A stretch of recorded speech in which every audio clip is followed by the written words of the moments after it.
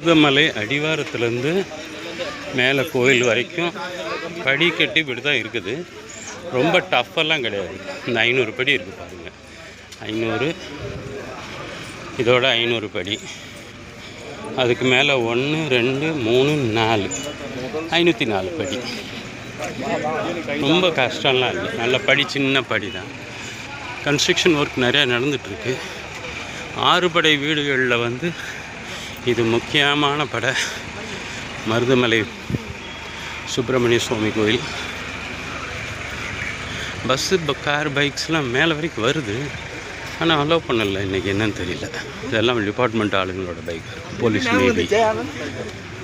நல்ல கூட்டம். போகும்போது பஸ்ஸில் போயிடலான்னு நினைக்கிறேன். இன்றைக்கி பங்குனி உத்தரம்னு சொல்லிவிட்டு, அடியேன் பங்குனி உத்தரத்தன்னைக்கு தான் பிறந்தேன்.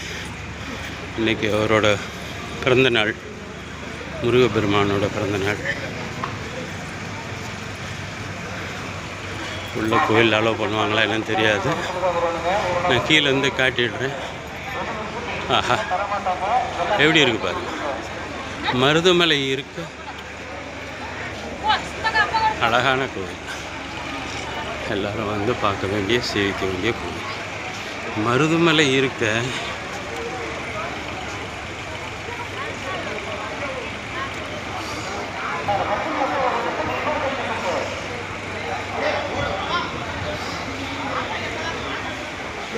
மருதமலை இருக்க மணக்கவலை எதற்கு? என்ன சென்டென்ஸ் பாரு.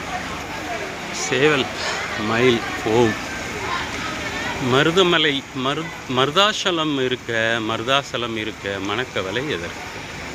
அருமையான சென்டென்ஸ். ரொம்ப பெரும் பாக்கியம்தான். 6 படையில் இது 1 படை இல்லை.